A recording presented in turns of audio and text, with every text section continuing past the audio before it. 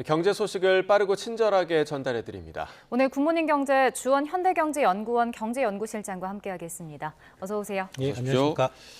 자, 우리나라와 일본이 8년 만에 통화 스와프 협정을 재개를 했습니다. 자주 들어보긴 했지만 정확하게 이 개념이 뭔지 좀 궁금해하시는 분들 많을 것 같거든요. 설명 좀 해주시죠.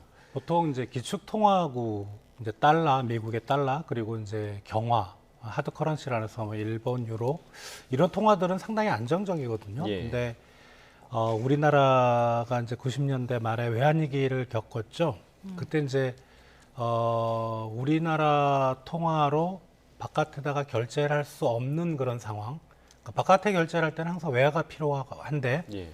이제 그런 국가들이 그러니까 어떻게 보면은 비기축 통화국이라고 할 수 있죠. 그런 국가들이 기축 통화국이나 그다음에 하드 커런시 경화국들과 이제 계약을 맺는 거죠. 예. 만약에 우리가 이제 달러가 모자르면 좀 빌려달라 가지고 있는 외환 그게 달러화일 수도 있고 뭐 유로화일 수도 있고 엔화일 수도 있는데 지금 이제 일본하고 맺은 게 이제 그런 통화 스왑. 그러니까 실제로 통화 스왑에 그 요청한 적은 없어요. 그런 경우는 우리나라는 없는데 이번에 그래도 이제 최근에 우리 외환 보유고가 조금씩 줄어들고 뭐 좀 대외적으로 환율도 불안하니까 이제 일본과 이제 그런 통화 스왑 계약을 맺은 겁니다. 네. 이번에 이제 통화 스와프를 보면 원화나 엔화가 아니고 이제 달러화 기반으로 체결이 된 건데 이게 어떤 효과가 있는 건가요? 과거에 이제 우리가 일본과 통화 스왑을 꽤 여러 번에 걸쳐서 맺었었는데 뭐 아주 최근에는 사실 달러화 기반이긴 했지만 그게 이제 2014년, 15년 근데 금융위기하고 그다음에 재정위기 그때는 한 300억 뭐 많게는 700억이었는데 그게 네. 전액 달러가 아니었어요. 일본은 달러화로 받을 수 있는 조건 또는 엔화로 받을 수 있는 조건. 근데 요번에는 이제 달러화로 전액 받게 되는 거고요. 중요한 의미는 지금 이제 달러화가 강세잖아요. 그죠? 네. 그리고 우리 환율이 지금 1,300원대 위에서 계속 놀고 있으니까 이제 그런 부분을 생각할 때 달러화로 받을 수 있다는 거는 상당히 좀 의미가 있고요. 그리고 일본은 잘 모르시겠지만 미국과 무한정입니다. 만약에 일본에 문제가 생겼을 때 예. 미국으로부터 이번 우리 약정은 3년 만기지만 예. 뭐 무한정으로 달러를 받을 수 있고 그렇다면 이제 그런 영향을 거친다면 우리나라 외환 시장 최근에 좀 불안정한데 상당히 도움이 될 수 있을 것 같고요.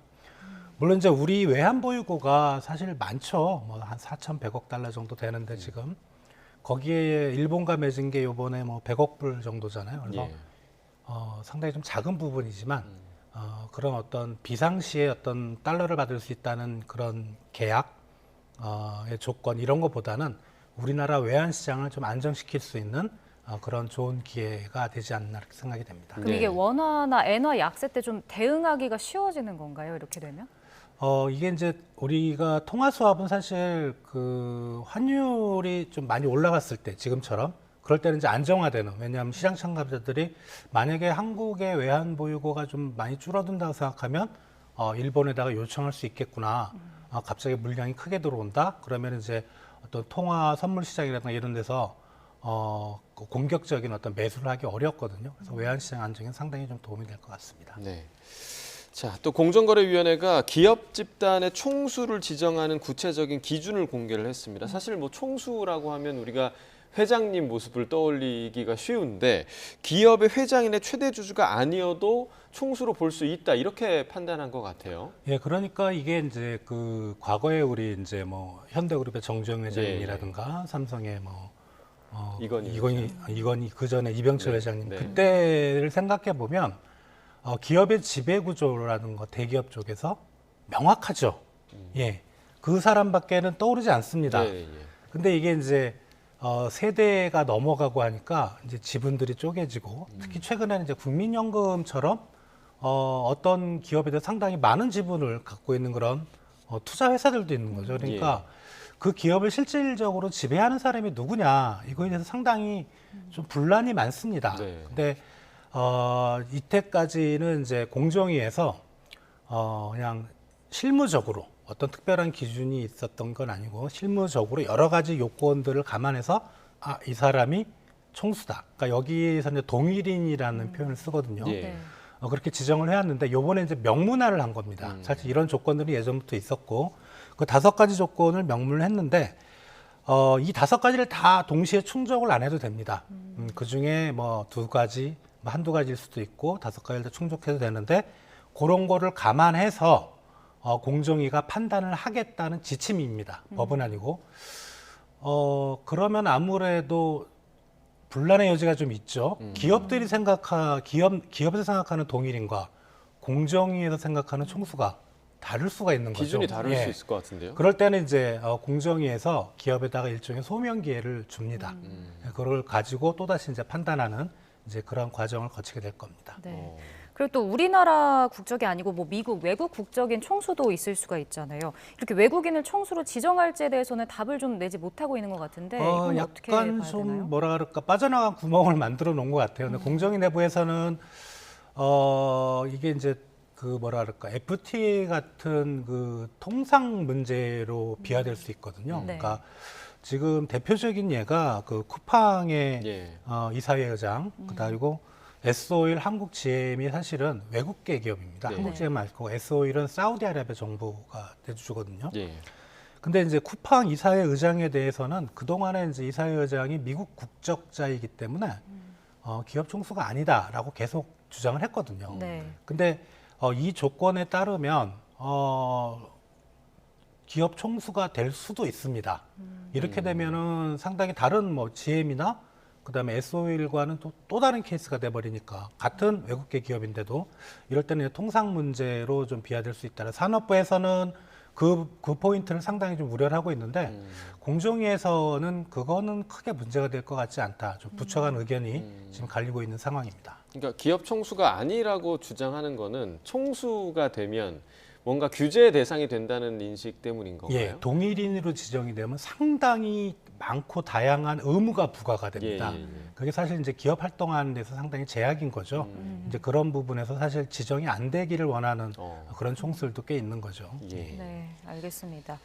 자, 미국 소식도 살펴보겠습니다. 미국의 1분기 경제 성장률이 예상을 뛰어넘으면서 견고한 모습을 보였거든요. 그 배경이 어디에 있을까요? 지금 저번에 이제 나온 게 1.3% 1분기에 전기 대비율 1.3%였는데 요번에 0.7이 올라서 2.0으로 점프를 했거든요. 네.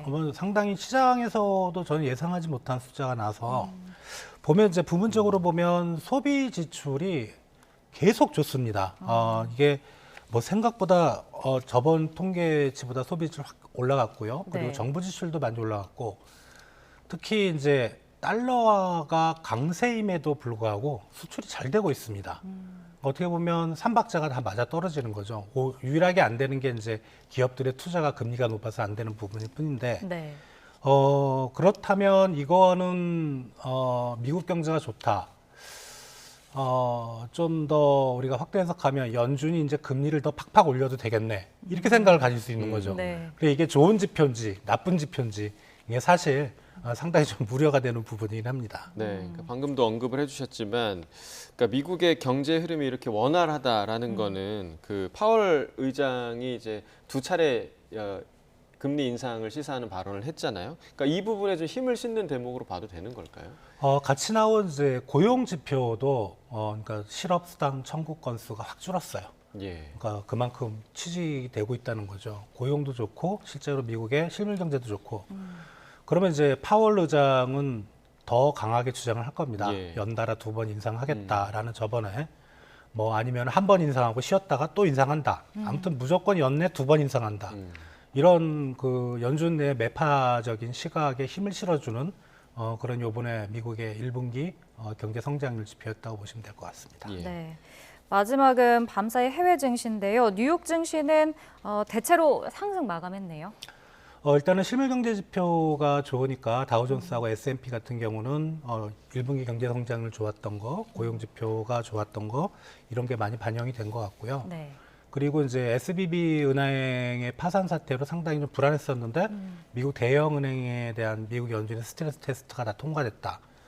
그래서 2개는 올랐는데 나스닥은 이게 아까 말씀드렸다시피 이제 금리가 많이 올라갈 가능성이 있으니까 나스닥은 이제 기술주고 네. 기술주들은 부채가 많고요. 그럼 금리에 상당히 민감하거든요. 네. 그래서 나스닥은 오히려 좀 빠지는 모습을 보여줬습니다. 알겠습니다. 자, 구문행 경제 오늘 여기까지 듣겠습니다. 주원 경제연구실장과 경제 이야기 나눠봤습니다. 고맙습니다. 고맙습니다.